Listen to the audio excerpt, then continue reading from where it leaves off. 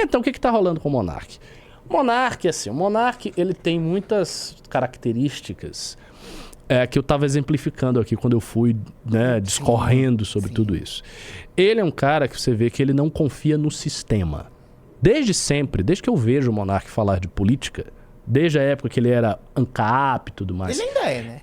Mas agora ele tá um ANCAP nacionalista, ele tá indo pra algumas posições... estranho. Então, ele tá indo pra umas posições mais nacionalistas. Não, eu acho que ele ouviu muitas pessoas nacionalistas, do campo nacionalista ali no programa dele, e ele deve ter sido convencido por alguns argumentos que as pessoas colocaram ali, ele tá indo pra uma linha mais nacionalista. Ele teve essa abordagem comigo e com o Renan, ele tava com uma abordagem muito nacionalista ali. Mas antes ele era muito ANCAP, era um ANCAP bem puro, assim, um ANCAP típico. E ele sempre teve, como muita gente dessa linha, aquela rejeição do sistema, né? Então, é a percepção. Existe um grande sistema, eu não confio no sistema. Se você confia no sistema, você é otário. Ah, você confia no sistema? Ah, então você é otário, você é bobão, você não sabe o que tá se passando. Ah, você confia nisso, você confia naquilo. Essa ideia de que tem um sistema e se o cara confia, o cara é abestalhado. Ele tem isso desde sempre. Aí, junto disso, ele tem um trauma. O Monark sofreu um cancelamento muito grave, bárbaro, entendeu? Gravíssimo, gravíssimo, que fez com que ele perdesse o programa original dele, que fez com que ele tivesse muita dor de cabeça, que ele tivesse problemas na justiça, tivesse muitos problemas sérios. Nem eu, nem o Baiano, nem vocês, ninguém aqui sofreu um cancelamento semelhante. Nunca sofremos algo assim. Nunca sofremos algo assim. Então a gente não sabe como é que é. É muito duro, é muito duro. O cara fica ali, assim, meio que aterrorizado. O período que o Arthur foi duramente cancelado, aquele período inicial, eu conversava com ele. O Arthur não comia. Ele tinha dificuldade de comer, ele tinha dificuldade de dormir. E olha que ele é uma pessoa bastante racional. O Arthur é um cara muito aterrado, muito pé no chão, um cara muito racional. E mesmo assim ele sofreu o revés psicológico de você sofrer um cancelamento público em larga escala. Como o programa do Monark é na casa dele, eu acho que ele não faz exercício, ele não vê o sol. Ele deve passar o dia todo em casa. Exatamente, ele deve passar o dia todo em casa, fumar muita maconha e tal, que é daquele jeito ali do Monark. E ele sofreu um cancelamento violentíssimo, muito injusto, entendeu?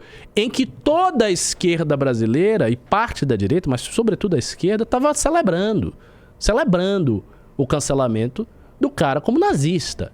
Pô, aí eu volto à mesma coisa que eu estava falando sobre o bolsonarismo. Qualquer idiota vê que o MBL não é esquerdista. Qualquer idiota é capaz de ver que o Monark não é nazista. Você olha pro Monark, você não vê um militante neonazista. Ele não é um skinhead.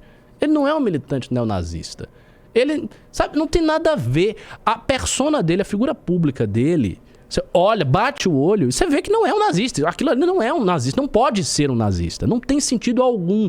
O que ele fez ali no discurso que ele estava, né, aventando com Kim era apenas estressar um argumento probabilista, um argumento teórico, abstrato, né, a respeito dos limites da liberdade de expressão. Ou seja, pegar o caso mais extremo, que é o caso do nazismo, e tentar aplicar esses princípios. É isso que ele fez. Obviamente ele não é um nazista e obviamente ele não quer que o nazismo floresça no Brasil, ele não, enfim, não está a favor do nazismo. E todo mundo, e aí eu vou dizer, a esquerda assim não é boazinha, porque a esquerda sabe. Tirando, aí também tem a loucura que chega na base. A raia miúda da esquerda acha que o Monark é nazista de verdade. Acha que o Monark é nazista. Como acham que nós somos fascistas, acha, né? Porque eles têm, novamente, conceitos políticos elásticos. Então eles têm um conceito político tão elástico que chega a esse ponto. O conceito é tão gigantesco que vai abarcando um. Uma diferença importante é que eles têm esse conceito atravessado, ou seja, com porosidade de muitas teorias sociais e teorias filosóficas mal assimiladas, mal digeridas, que eles enfiam tudo na cabeça e chegam a essa conclusão. Pois bem, o Monark não é nazista. Ele sofreu aquilo ali. Então, ele tem a desconfiança do sistema como primeiro fator. Ele tem um trauma como segundo fator. E agora, ele está aderindo a um discurso que também é conspiratório, que é o discurso nacionalista.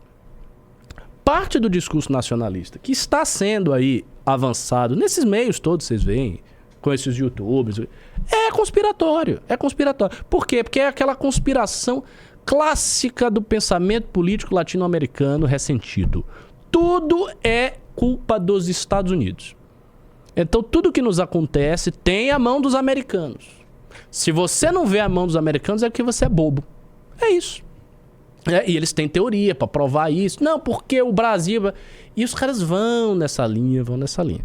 Aí eu vi aquela declaração do Monark, em que ele falava, não, porque os elementos da China, da Rússia, porque se fosse os Estados Unidos e tal. O que ele quer dizer ali? É lógico que quando o Petri, era o Petri, né, que tava com ele, quando o Petri fez a indagação e começou a dar risada e ficou com aquela cara cética, ele meio que perdeu um pouco o terreno ali. Eu vi a reação dele. Só que o que ele quer dizer não é que a China e a Rússia, os países, são elementos do sistema. O que é isso? Elementos do sistema.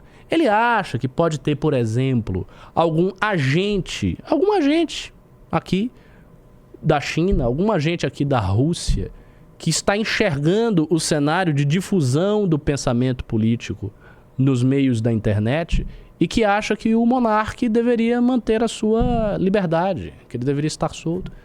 Então, para ele, isso faz sentido. Por quê? Porque ele é muito grande, né? Ele é um cara muito famoso e tal. Então, ele começa a se ver numa posição especial, num papel especial. Aí junta essa coisa do papel especial com os elementos, com uma definição muito vaga do que é sistema, mais um trauma que ele sofreu, mais uma crítica imanente a toda ideia de sistema, e o cara chega a essa ideia. E ele vai começando, aí vai entrando nessa paranoia, É muito triste que seja assim, mas as pessoas vão por essa linha, senhores. As pessoas vão por essa linha. Parte do debate público brasileiro é dominado por essas coisas. Parte grande do debate público brasileiro é dominado por essas coisas. Aqui eu já citei várias. Eu citei as loucuras da esquerda, eu citei bolsonarismo, eu citei monarca, eu citei linhas inteiras de ANCAP, eu citei linhas inteiras de nacionalistas. Se você pegar tudo isso que eu falei, isso dá boa parte do debate ideológico no Brasil. Tirando os comunistas, que você quer que eu a gente vai falar que agora. São outros paranoicos Hoje... também. Você que não aguenta nem Lula e nem Bolsonaro já se sentiu muito sozinho. Falando, cara, não é possível que ninguém pensa como eu. Eu sei como é. A boa notícia é que tem muita gente que pensa como você e há uma comunidade trabalhando para espalhar essas verdades, essas informações para o resto do Brasil. Você precisa fazer parte. Clique nesse link aqui e entre agora.